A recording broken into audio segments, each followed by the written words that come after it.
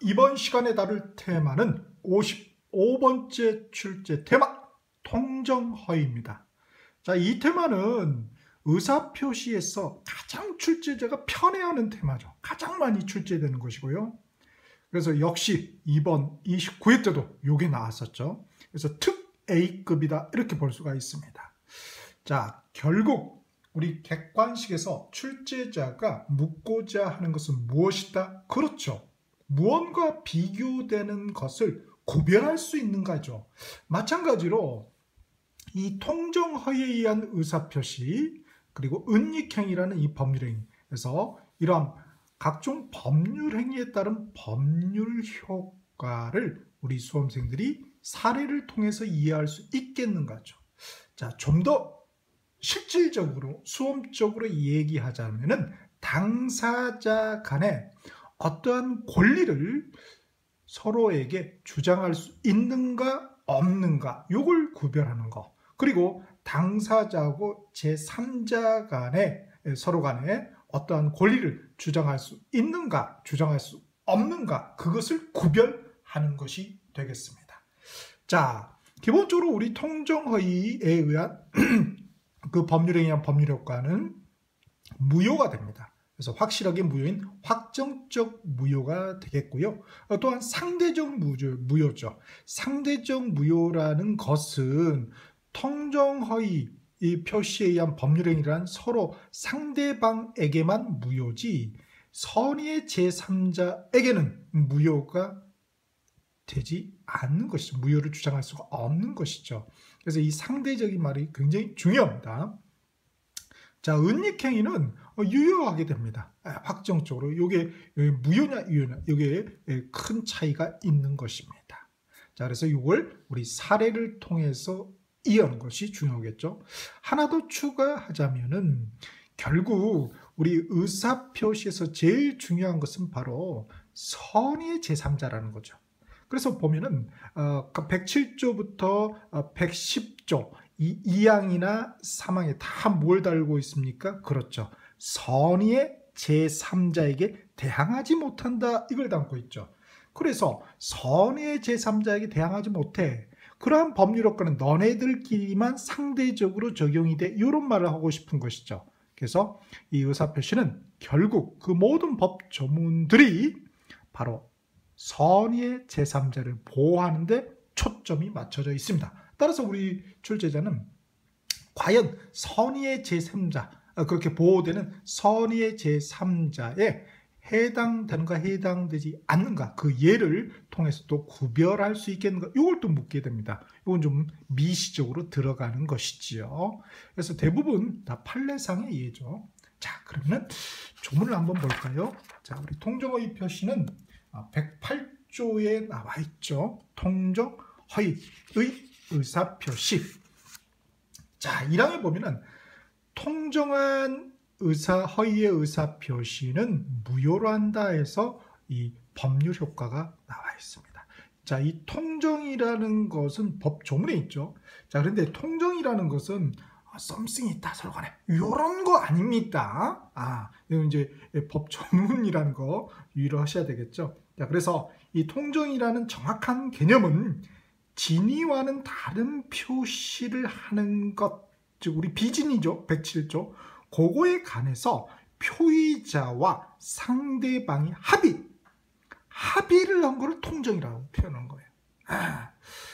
앞에 107조 비진이는 합의한 게 아니죠. 그런 차이가 있다라는 거.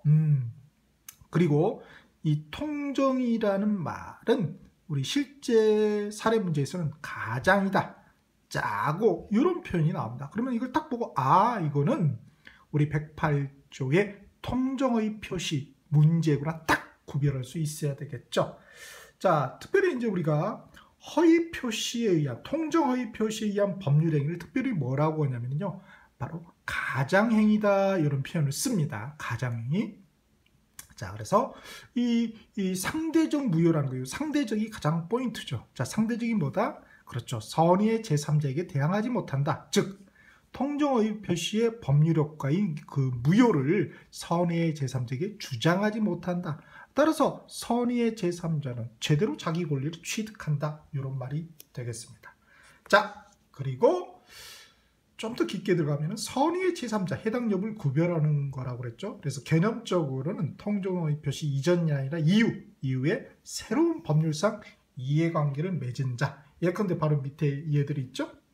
다 판례상이입니다. 그게 해당이 되느냐, 해당되지 않느냐를 구별하는 게 중요하겠습니다. 자, 267페이지. 자, 은닉행위는 통정의하고 달리 뭐다? 유효라는 거. 이런 데서 극명하게 차이가 드러나게 되는 것이지요. 자, 이렇게 해서 한번 우리가 통정의를 봤는데요. 자, 그러면은 이제 뭘 통해서, 그렇죠. 법률 행위, 법률 관계도 그림을 통해서 한번 이해를 해보도록 하겠습니다. 항상 이미지로 그림을 통해서 이해하면 훨씬 쉽죠. 그래서 결국은 우리 사례 문제는 뭐다? 당사자 간의 어떤 권리를 주장할 수 있는가 없는가, 또 당사자하고 제3자 간의 어떠한 권리를 주장할 수 있는가 없는가, 그거죠. 결국은 좀 더 다른 곁들여 보면은 결국은 어떠한 권리를 또 취득할 수 있는가 없는가, 그걸 결국은 구별하는 것이다 라는 것입니다. 자, 통정의 사례를 한번 보죠. 자, 갑이 X아파트 소유자입니다. 그런데 빚을 지고 있어요. A가 채권자입니다. 그런 상태에서 갑은 이 양반이 강제 집행 들어올 것 같아요. 압류해서 경매 때릴 것 같아. 그러니까 어떻게 됩니까?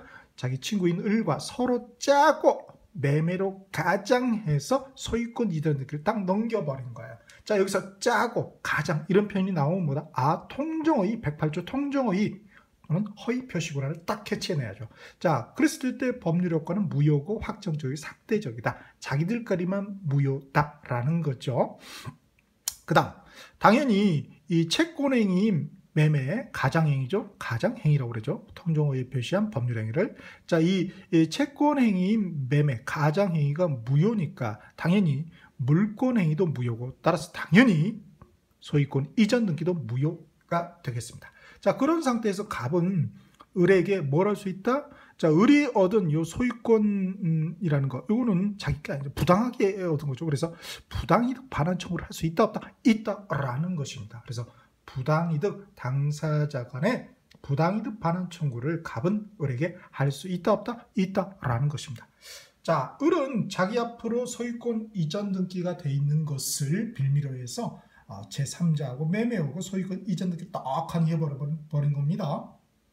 자, 요 병이 뭐다? 제3자가 되는 거죠. 자, 병이 제3자가 선이라면 소유권을 취득하게 되죠. 그러나 악이라면 소유권을 취득하지 못하게 됩니다. 그래서 악이라면은 대항할 수 있는 거죠. 당사자들이. 선의 제3자에 대항하지 못한다고 그랬죠. 그리고 이 제3자는 선임은 조건이 무과실까지 요구지는 않는다라는 것도 주의하셔야 되겠습니다. 자, 그래서 갑이 말이죠. 이 병에게 과연 이 무효를 주장할 수 있느냐라는 거죠. 자, 주장할 수 있는 것은 병이 뭐예요? 악의인 경우죠. 악의인 경우. 그래서 무효를 주장하면 소유권을 취득할 수 없게 되겠죠. 자, 무효를 주장할 수 없는 경우는 뭐다? 병이 선의, 제3자가 선의인 경우, 자, 주장할 수가 없습니다. 따라서 무효를 이유로 이 소유권 이전 등기, 말소 등기를 청구할 수가 있다 없다? 없다라는 것입니다.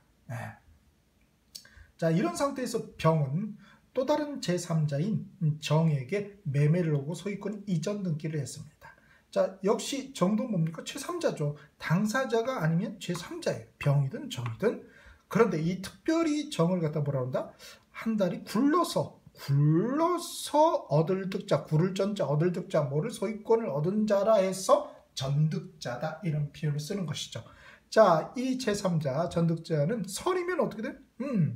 선이면은 병이 악이라 할지라도 소유권을 취득하죠. 왜? 제3자니까. 제3자는 뭐예요? 선이면은 유효를 주장할 수 있는 거죠. 제3자에게는 그 무효를 주장할 수 없는 것이니까. 또 제3자는 무효도 주장할 수 있고 유효도 주장할 수 있고, 유효를 주장하면 소유권을 취득할 수 있는 것이죠. 여기에 관계없이 얘도 뭐예요? 정도? 제3자라고 요거를 본질을 잊어버리시면 아니 되겠습니다. 자, 악이라면 소유권 취득할 수 있느냐 합니다. 악이어도 소유권을 취득할 수 있어요. 어떤 경우에? 제3자가 선인 경우에 요걸 뭐라 그런다? 엄폐물의 법칙이다. 이런 표현을 쓰는 것입니다. 자, 그러면은 요 채권자는 이 병에게 말이죠. 강제 집행할 수 있냐? 없다라는 것이에요. 그래서 결국은 뭐다? 당사자 간에, 당사자하고 제3자 간에 어떠한 권리를 주장할 수 있는가 없는가, 그것을 구별하는 것이 핵심이 되겠습니다. 자, 그러면 기출을 통해서 한번 볼까요? 자, 기출 274페이지입니다. 자, 보니까 뭐죠? 통정어의로 도배를 했죠. 도배를. 통정어의 빠지면 문제가 아니었던 거죠. 의사표시에. 29에서도 역시 통정어의하고 은닉행위 구별하는 문제가 사례로 출제가 됐어요. 그러면 우리 때는 제가 볼 때는 이번엔 좀 쉬지 않을까. 그래서 다른 의사표시를 낼 가능성이 많겠다. 굳이 낸다면은 은닉행위한 사례, 은닉행위 사례 이런 정도로 되지 않을까. 아니면은 그냥 의사표시 전체 종합 문제 중에 하나의 보기로 끼워놓을 가능성이 많겠습니다. 자, 이렇게 해서 우리가 55번째 출제 테마 법률 행위의 의사표시 중에서 통정허위, 허위 표시를 정리해 보았습니다.